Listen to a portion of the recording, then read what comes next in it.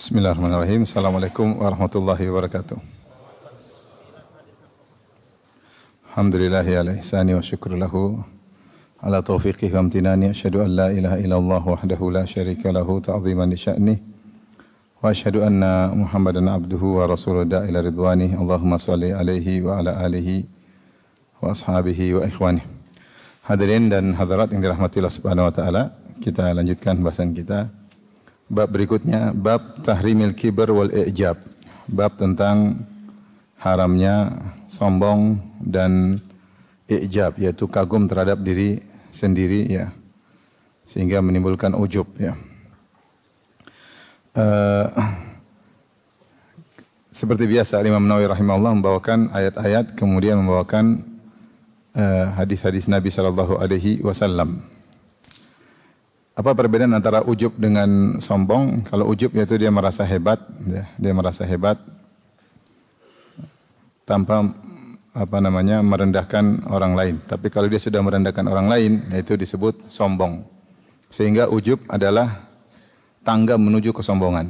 Ujub adalah tangga menuju kesombongan. Biasanya orang kalau sombong dia ujub dulu sama dirinya, kagum dengan dirinya. Setelah itu baru kemudian dia sombong.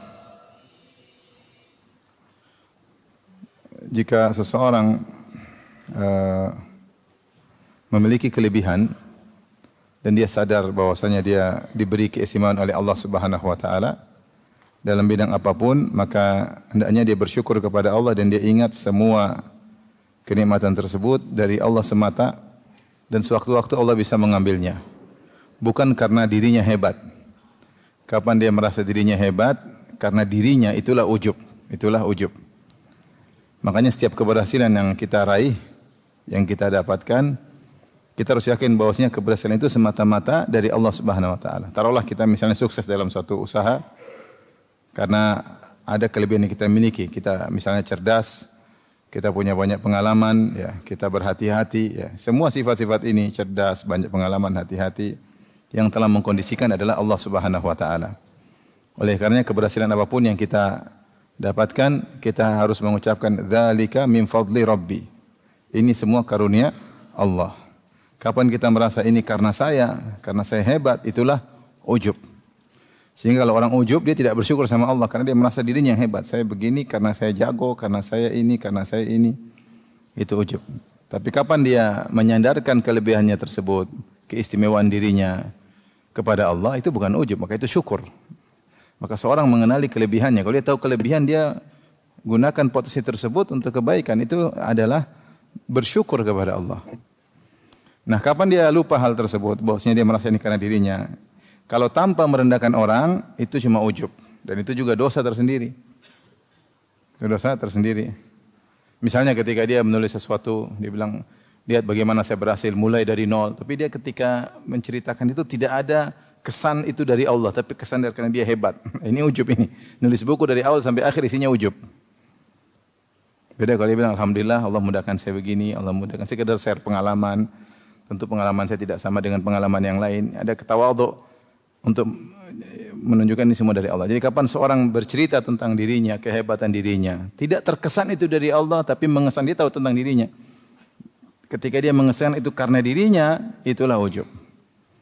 Itu dosa besar tersendiri, dia temannya riya.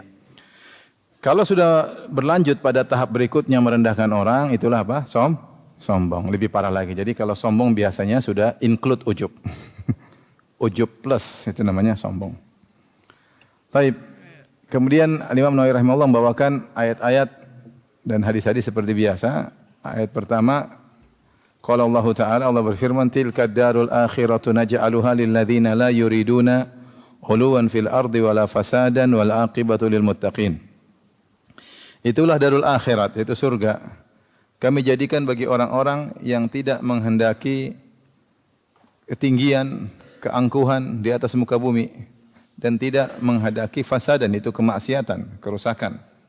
Wal aqibatu lil muttaqin, dan kesudahan yang indah bagi orang-orang yang bertakwa. Ini ayat terkait dengan kisah Qarun yang sombong dan angkuh.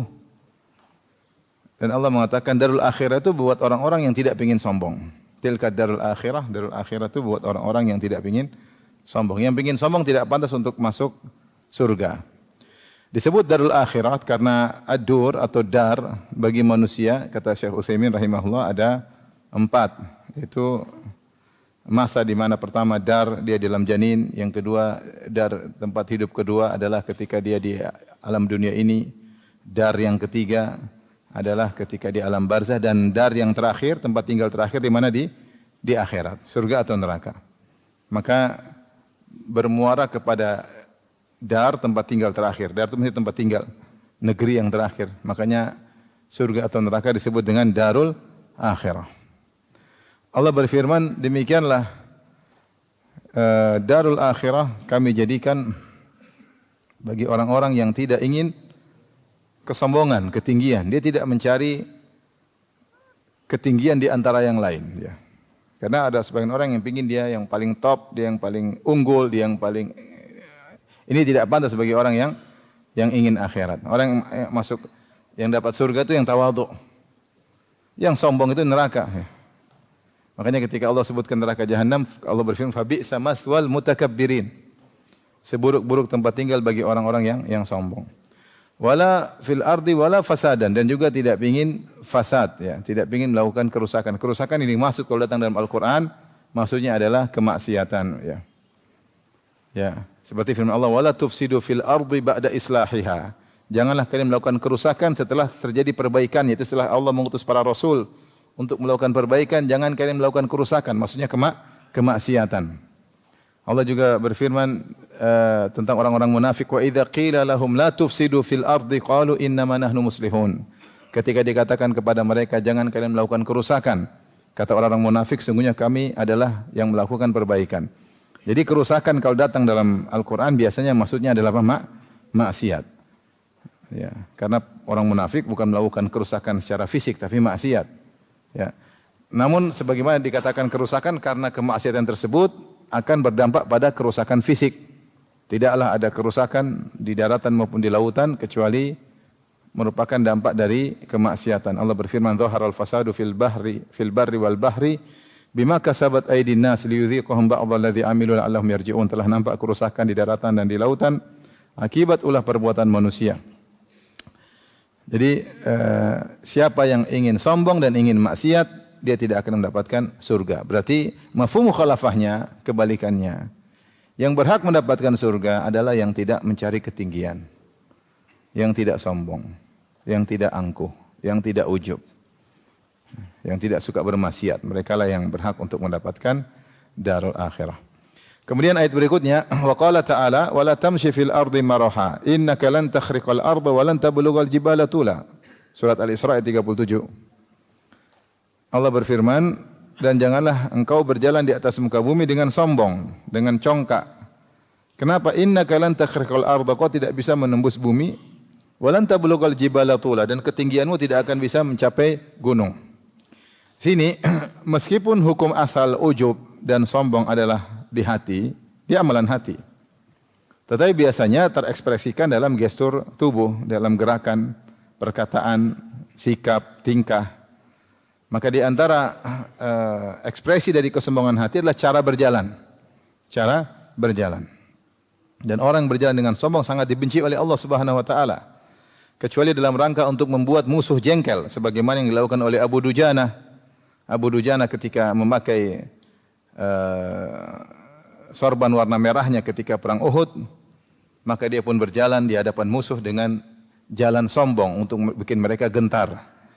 Kata Nabi SAW mengomentari, tilka misyatun yubghidhuha Allah illa fi hadzal mautin.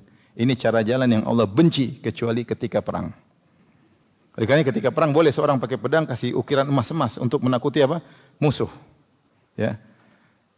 Tapi kalau enggak perang ngapain sombong-sombong?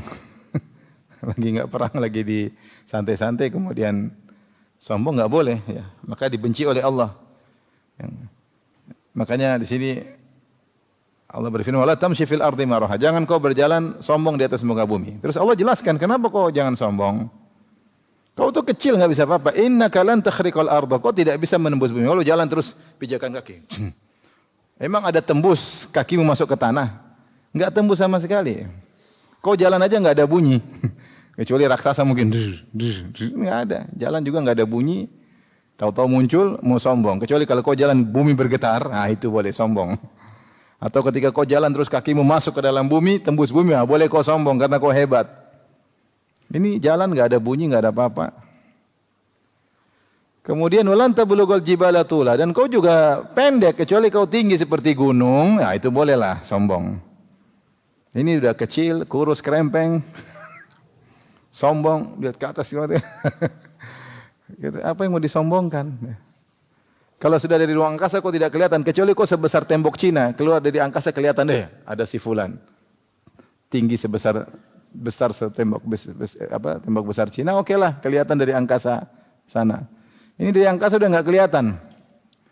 Terus apa yang kau sombongkan? Engkau hanyalah sebuah makhluk yang ukurannya cuma 1,7 tinggi dengan lebar setengah meter. Yang kalau kau tidak ada di atas muka bumi ini, enggak ada masalah. Dunia ini enggak ada masalah tanpa dirimu ya. Bahkan ada dirimu bikin masalah kadang-kadang ya. Seandainya kau dikuburkan, selesai enggak ada urusan. Terus apa yang mau kau sombongkan? Yang seperti kamu banyak, yang lebih baik daripada kamu banyak, apa yang mau kau sombongkan? Ya. Allah mengatakan, la khalqus samawati wal ardi akbaru min khalqin nas. Penciptaan langit dan bumi lebih hebat daripada manusia. Sementara langit dan bumi kalau dipanggil oleh Allah, qalata ataina ta'iin. Ketika dipanggil oleh Allah, maka langit dan bumi berkata, kami taat kepada Allah Subhanahu wa taala. Kau kecil, hidup juga cuma sebentar, bumi dan langit jutaan tahun, kau cuma 60 tahun udah tewas. Terus apa yang mau kau sombongkan? Oleh karenanya Allah ingatkan, kau ini bukan siapa-siapa, kau tidak bisa menembus bumi dan tinggimu juga tidak bisa menjulang ke gunung. Kalau begitu enggak usah angkuh. Tapi ini isyarat bahwasanya jadi orang sombong itu lupa diri. Lupa diri itu cuma dari nutfah. Dari air mani yang hina, yang tidak bisa apa-apa. Ini isyarat bahwasanya sombong itu ada ekspresinya dalam gestur tubuh, dalam gerakan seperti cara jalan. Orang cara jalan sombong kelihatan angkuh, ya. Kemudian juga Allah berfirman juga tentang gestur tubuh, Allah mengatakan wala tusair khaddaka lin-nasi wala tamshi fil ardi maraha innallaha la yuhibbu kulla mukhtalin fakhur. Janganlah engkau memalingkan wajahmu ketika berbicara dengan manusia. Tusair, malingkan, tidak mau lihat, sombong karena angkuh. Sa'ar sebenarnya mengatakan sa'ar adalah penyakit yang dialami oleh onta, entah ada ulat atau apa yang mengenai lehernya sehingga dia gelisah, dia selalu memaling-malingkan wajahnya. Sehingga dia gelisah, tidak jalan wajar, tapi belok kanan, belok kiri. Sehingga Allah mengatakan orang yang seperti itu ketika ngomong sama orang, tidak dicuekin, tidak dilihat. Ya, gimana kau ya? Assalamualaikum. Enggak lihat. Ya, orang kalau bicara kita lihat, kalau semampunya kita bisa lihat ya. Tapi bicara tidak dilihat, tidak dipandang, dicuekin. Nah, ini seperti onta tadi yang kena penyakit. Tidak bisa. Kenapa dia seperti itu? Ketika berbicara tidak melihat, tidak memperhatikan. Tidak lain karena ada sumbernya, itu kesombongan dalam apa? Hatinya. Kalau dia tidak sombong, dia pasti perhatian.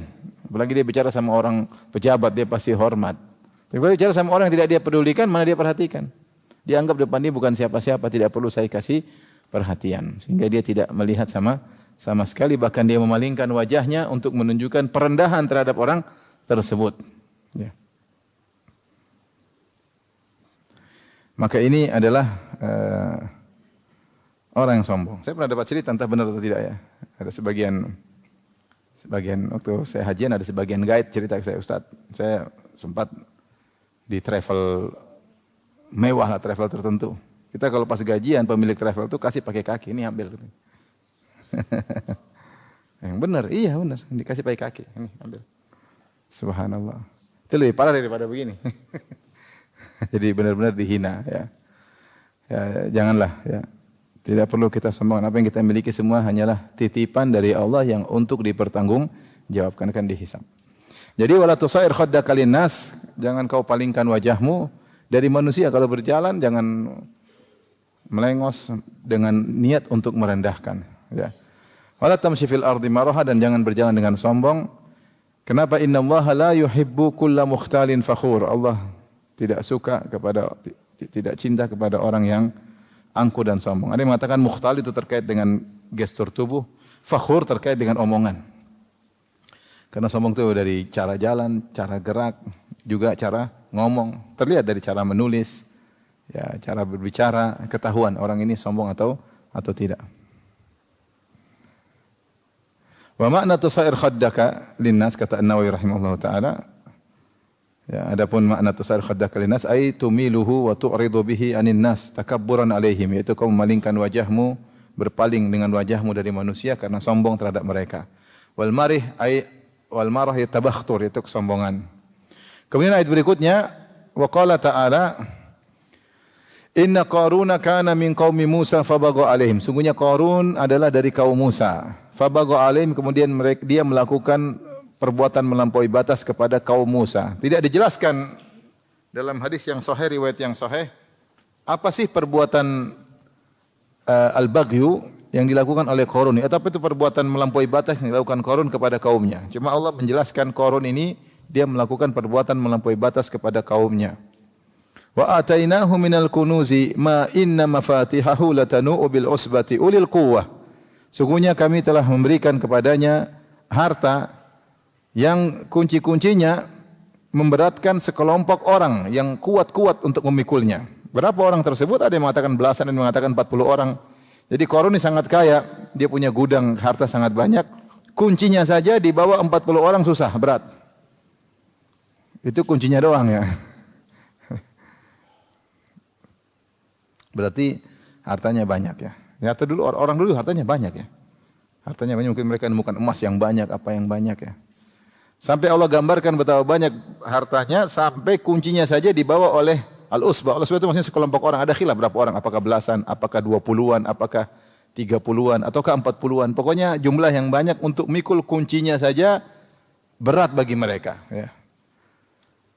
Idh qala lahu qaumuhu la tafrah, maka kaumnya menasihatinya dari kaum Nabi Musa yang salihin, la tafrah, jangan kau sombong. Innallaha la yuhibbul farihin. Sungguhnya Allah ya tidak suka dengan orang yang sombong. Farih yaitu gembira tapi karena sombong. Gembira tapi wow, senang, bangga, itu namanya tapi karena sombong. Ada enggak orang gembira tapi karena sombong? Ada. Karena berhasil, wah itu dia gembira tapi karena apa? Sombong. Dia gembira karena punya harta yang banyak, dia sombong. Jangan kau gembira model seperti itu. Gembira ada yang baik, ada yang buruk. Di antara gembira yang buruk, itu gembira yang dibangun di atas kesombongan.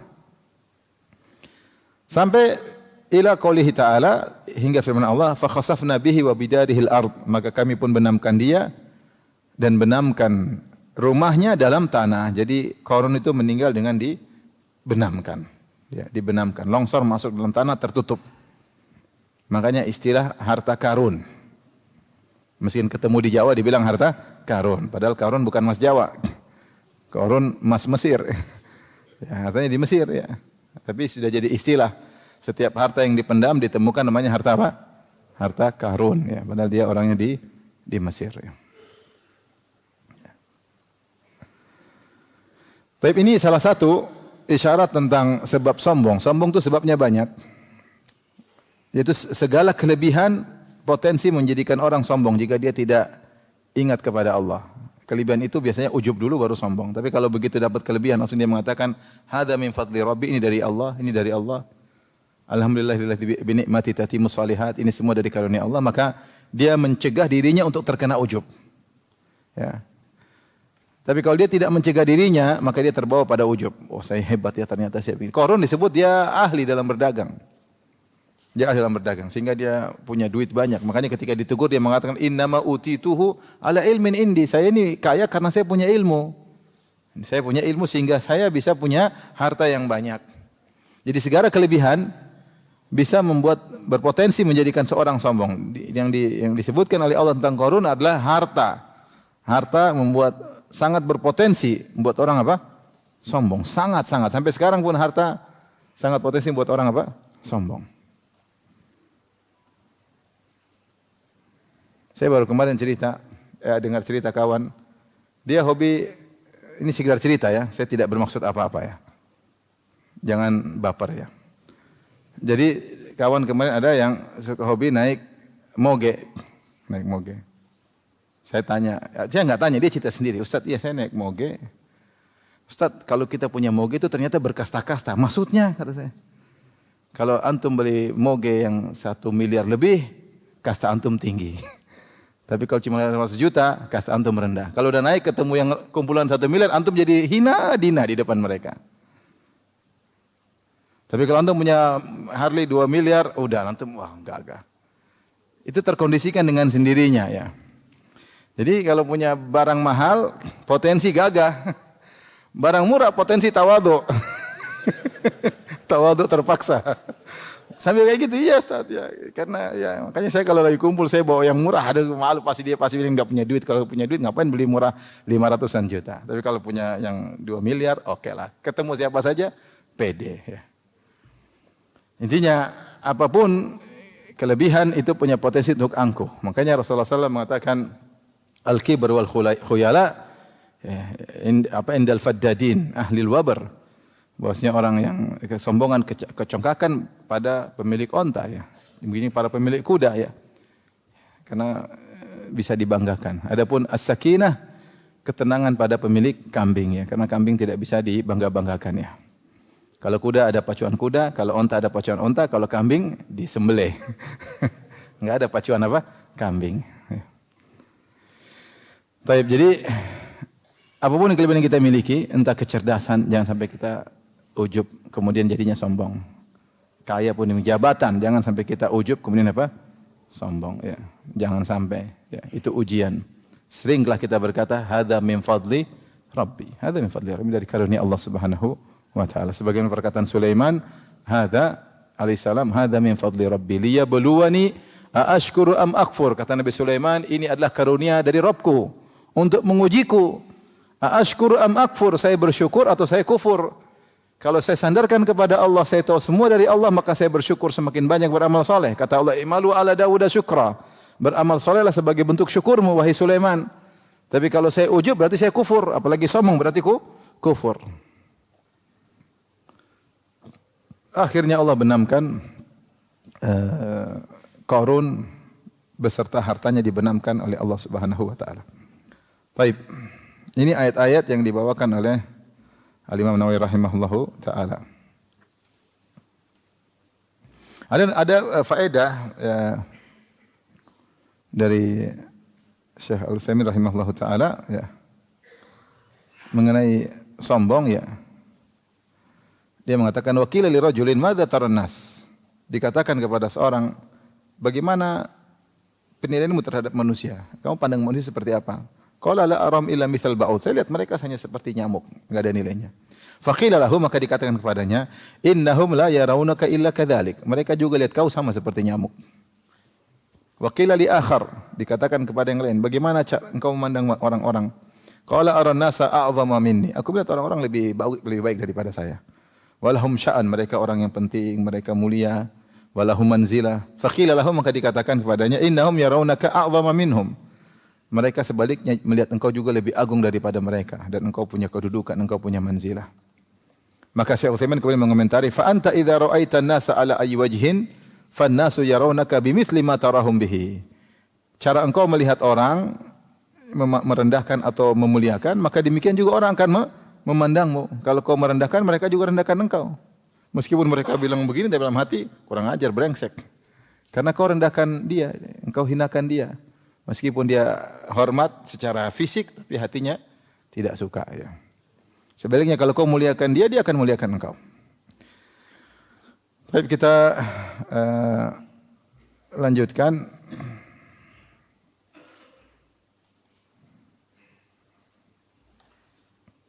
Hadis pertama, wa an Abdullah bin Mas'udin radhiyallahu anhu, dari sahabat Abdullah bin Mas'ud radhiyallahu anhu, anin Nabi sallallahu alaihi wasallam, dari Nabi sallallahu alaihi wasallam, qala, beliau berkata, la yadkhulul jannata man kana fi qalbihi mithqalu dzarratin min kibr. Tidak masuk surga orang yang dalam hatinya ada kesombongan meskipun seringan zarrah. Faqala rajulun, ada yang berkata, ya Rasulullah, inna rajula yuhibbu an yakuna thawbuhu hasanan. Bagaimana dengan seorang yang suka bajunya indah? Wa na'luhu hasanatan, dan suka sandalnya indah, sandalnya bagus. Qala innallaha jamilun yuhibbul jamal. Sungguhnya Allah Maha indah dan Allah mencintai keindahan. Al-kibru batarul haq wa ghamtun nas. Sombong itu menolak kebenaran dan merendahkan manusia. Hadis riwayat Muslim. Di sini Rasulullah memperingatkan bahwasanya sombong sekecil apapun merupakan dosa besar. Sampai Rasulullah menyebutkan jika ada sombong dalam hati seorang sekecil yang mungkin bisa dibayangkan, kalau tertempel dalam hatinya dia tidak masuk surga. Kenapa bisa demikian? Karena yang berhak sombong hanyalah Allah.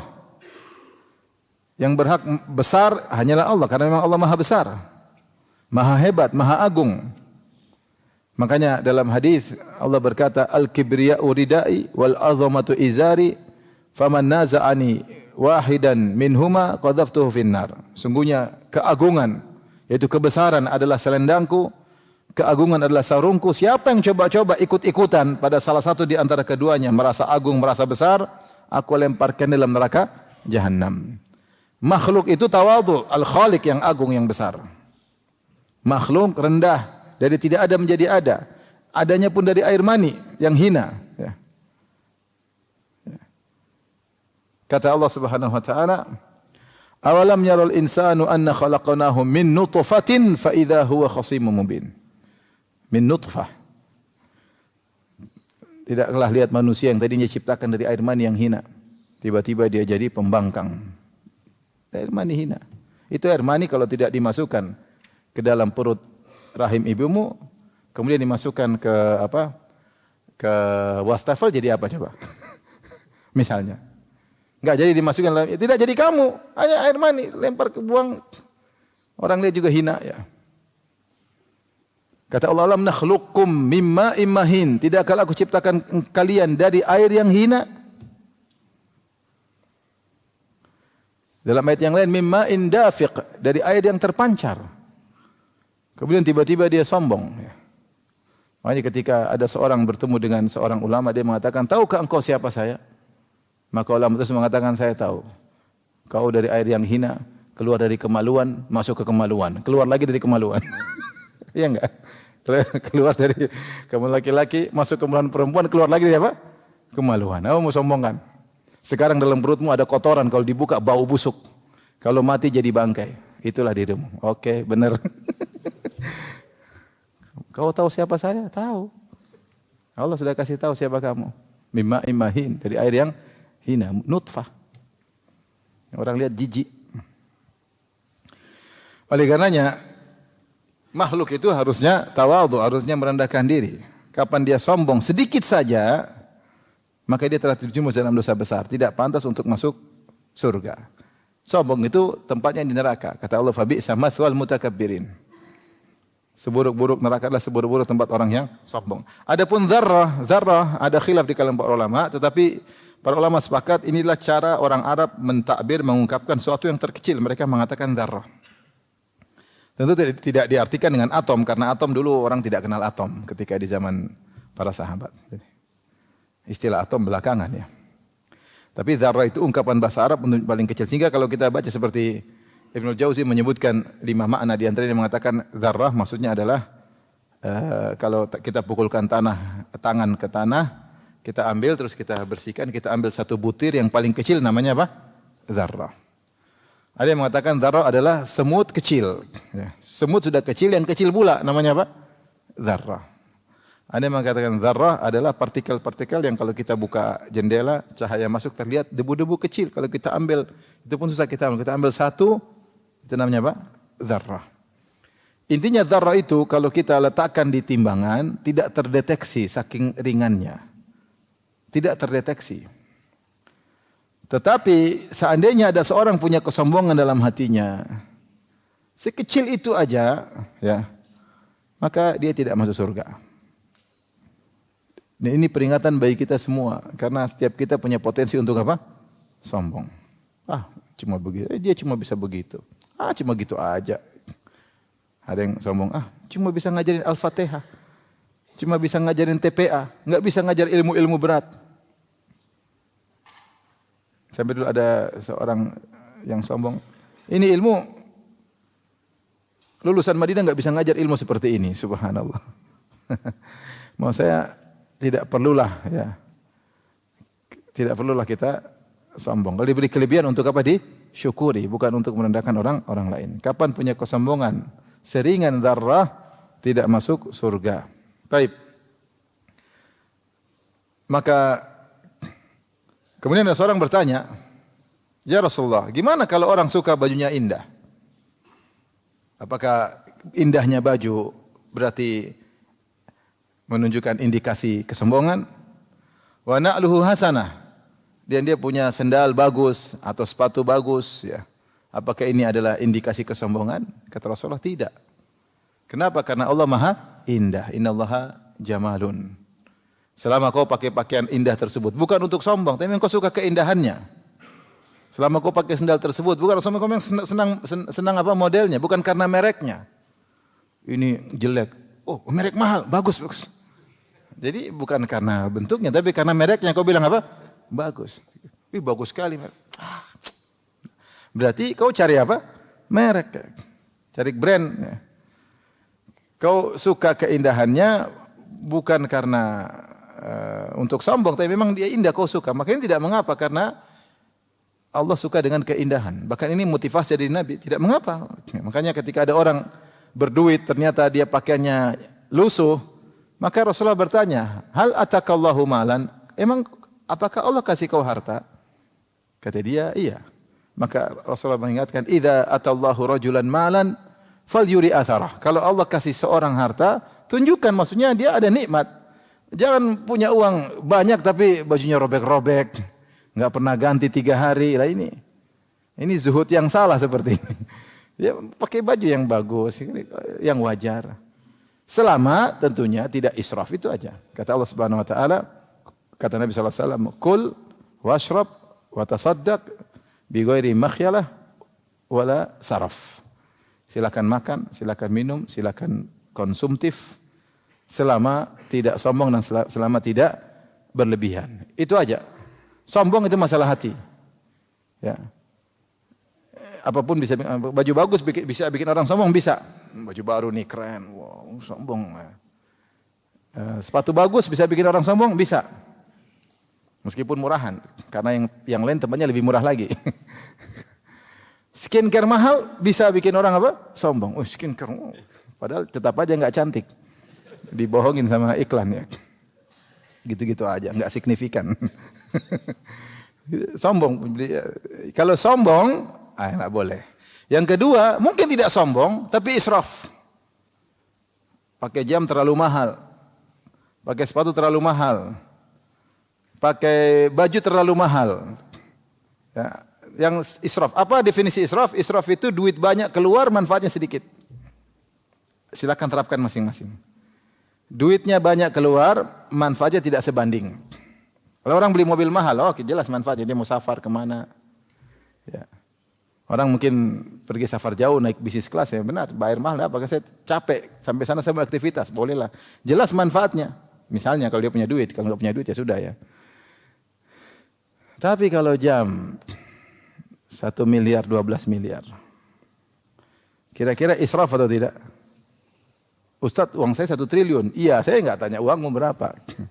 Saya tanya definisi israf yang disebutkan oleh Imam Ibnu Hajar dalam Fathul Bari adalah rahimahullah, beliau mengatakan israf itu biaya banyak, manfaatnya sedikit. Jam manfaatnya banyak enggak? Sampai dibeli sampai harga 2 miliar, 3 miliar. Kalau enggak ya, kalau enggak, karena kau akan dihisab oleh Allah Subhanahu wa taala. Ya. Kecuali kalau kau memang ada keperluan dengan jam tersebut ya. Misalnya kau adalah konsultan, orang hanya lihat jam, kalau kau tidak pakai jam mahal dikira kau pembohong. Nah, itu lain cerita. Ada keperluan. Makanya saya pernah nasihati kawan waktu lagi haji, saya bilang tentang masalah ini, janganlah pakai barang-barang mahal. Kata dia bilang, "Ustaz, jam saya mahal. Saya siap dihisab." Oke, silakan. Saya cuma ingatin, kau siap dihisab, saya cuma ikan tugas saya lihat kamu pakai gitu, saya tugas. Saya siap dihisab, saya bisa jawab Ustaz. Ya sudah, silakan, fadhal. Ya mungkin dia ada kerjaan yang seperti itu, kita husnudzon ya. Ya benar, kadang pekerjaan terkadang mengharuskan dia memakai style yang high style ya, high quality. Mau diapain lagi? Ya sudah, silakan. Intinya indah dituntut ya. Tapi jangan sombong, jangan berlebihan. Jangan berlebihan. Tetapi sesekali pakai yang sederhana. Agar mencegah efek kalau terlalu indah terus, lama-lama bisa apa? Angkuh. Makanya Rasulullah SAW mengatakan al-badzadzatu minal iman. Kesederhanaan, biasa-biasa bagian daripada iman. Ya. Rasulullah SAW punya baju bagus, dia pakai kadang-kadang. Tatkala hari Id, tatkala hari Jumat. Hari biasa pakai baju biasa. Bahkan Rasulullah SAW terkadang jalan pakai sendal. Rasulullah mengatakan al-badzadzatu, kesederhanaan. Jadi kadang semeraut, kadang-kadang enggak ada masalah. Jadi jangan terikat harus necis terus, enggak. Kadang semeraut biasa aja ya. Bagian daripada iman ya. Bagian daripada iman. Taib. Di sini Rasulullah mengatakan innallaha jamilun, sungguhnya Allah Maha Indah dan Allah cinta dengan keindahan. Kemudian Rasulullah jelaskan apa itu hakikat kesombongan. Al-kibr batarul haq. Sombong itu menolak kebenaran. Wa ghamtun nas, dan sombong itu adalah ghamtun nas, yaitu merendahkan manusia. Di sini ada dua sombongan. Pertama menolak kebenaran. Dan ini Rasulullah dahulukan karena menolak kebenaran biasanya terkait dengan Al-Qur'an dan Sunnah dengan dalil. Dan dia lebih bahaya karena yang kau sombongkan adalah Allah dan Rasulnya. Ini Allah bilang gini, Rasul bilang gini, kau tidak terima. Ini lebih berbahaya daripada sombong kedua. Rasulullah sebut sombong dua. Pertama, batrul haq, menolak kebenaran. Ya, sudah ada datang dalilnya enggak mau. Yang kedua, ya, kalau kita nolak karena orang yang enggak, kau yang ngomong saya enggak percaya. Ini yang ngomong Allah dan Rasulnya, terus kau tolak. Maka sombong ini lebih berbahaya. Kalau ternyata kesombongan itu sampai mengantarkan kepada kesyirikan, kekufuran, lebih berbahaya lagi. Maka seorang kalau sudah datang dalil, dia bilang apa? Sami'na wa ata'na. Wa ma kana lil mu'minin wala mu'minatin idza qada Allahu wa rasuluhu amran ay yakuna lahumul khiyaratu min amrihim. Tidak pantas bagi seorang mukmin, lelaki mukmin maupun wanita mukminah, kalau Allah dan Rasulnya sudah kasih keputusan, dia masih punya pilihan lain, enggak boleh. Pilihan Allah yang terbaik. Wa'lamu anna fikum Rasulullah law yuti'ikum fi katsirin minal amri la'anittum. Walakin Allah habbaba ilaikumul imana wa zayyanahu fi qulubikum wa karaha ilaikumul kufra wal fusuqa wal isyan. Ulaikumur rasyidun. Ketahuilah di tengah-tengah kalian ada Rasulullah sallallahu alaihi wasallam. Kalau Rasulullah ikuti kebanyakan kemauan kalian akan merepotkan kalian. Jadi ikuti saja Nabi karena Nabi lebih tahu kemaslahatan kalian. Terus bagaimana berat? Walakin Allah habbaba ilaikumul iman. Allah akan buat kalian mencintai iman tersebut. Kelihatannya berat, tapi kalau kalian karena Allah dan karena Rasulullah akan dimudahkan menerima hal tersebut. Fala wa rabbika la yu'minun. Kata Allah, demi Rabbmu mereka tidak akan beriman. Hatta yuhaqqimuka fi ma syajara bainahum. Sampai mereka menjadikan engkau sebagai hakim atas apa yang mereka permasalahkan. Tsumma la yajidu fi anfusihim harajan mimma qadait wa yusallimu taslima. Setelah kau kasih keputusan, mereka tidak mendapati grundel sedikit pun, penolakan sedikit pun dalam hati mereka, dan mereka menerima dengan sepasrah-pasrahnya. Itu orang yang beriman. Tapi kalau Nabi bilang, itu enggak masuk akal, enggak logis. Itu kan zaman dulu, ini ngeyel, menolak. Ini namanya menolak kebenaran. Dan ini kesombongan yang berbahaya karena terkait dengan Allah dan Rasulnya. Sebagian ulama mengumumkan demikian juga. Di antara tanda sombong dalam urusan dunia juga. Misalnya seorang guru, dia guru matematika misalnya, terus dia ngajar, terus muridnya kasih tahu, Pak Guru, itu rumusnya salah Pak Guru. Harusnya begini. Kau itu misalnya. Padahal dia tahu dia salah. Ini sombong, menolak apa? Kebenaran. Meskipun perkara dunia, ini ciri-ciri orang yang sombong ya. Sama seperti di sini ada dua orang Arab jalan. Mereka dari kejauhan melihat ada sebuah bentuk hitam. Dari jauh, apa itu? Kambing. Enggak, itu burung. Kambing itu bentuknya kambing. Enggak, itu burung. Coba kita dekatin. Ternyata terbang. Tuh kan burung, itu kambing meskipun terbang. Itu namanya ngeyel. Ngeyel, itu kambing model baru bisa terbang. Jadi ini ngeyel ya. Itu sombong ya. Di antara ciri orang sombong menolak kebenaran. Biasanya tidak mau kalah. Kalau diskusi sudah tahu salah, dia muter. Dia tahu salah, dia buka pembahasan lain. Dia namanya haidah, ngeles, pergi ke pembahasan lain. Muter kanan, muter kiri. Udah tahu dia enggak mau dibilang salah. Padahal sudah jelas dia salah. Ini sombong. Sudah datang kebenaran, sombong. Kita menerima kebenaran meskipun dari siapapun. Dari anak kecil kalau bilang salah, ya sudah salah. Oh iya, om salah ternyata. Salah mau diapain? Enggak usah sombong. Bahkan kalau kita punya masalah sama anak buah kita, kalau dia yang benar kita ngaku salah. Kita punya masalah sama pembantu, kita pernah bentak dia, ternyata kita yang salah. Oh ya kamu yang benar. Bapak minta maaf. Kita jangan sombong di atas kebenaran. Ya. Ini lebih parah lagi tadi kalau keseimbangan tersebut Al-Quran dan Sunnah lebih parah. Yang berikutnya, jenis sombong kedua, ghamtun nas, merendahkan orang lain. Ya ini, merendahkan orang lain.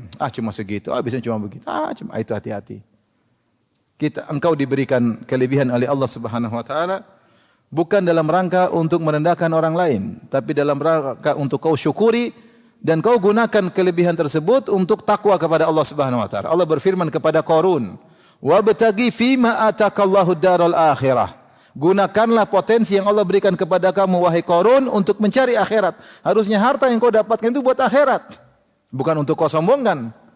Wala tansa nasibaka minad dunya, dan jangan kau lupakan bagianmu dari dunia. Jadi Allah kalau kisah potensi, kau punya kecerdasan, maka gunakan untuk takwa kepada Allah. Maka ketika kecerdasan disalahgunakan, tercela.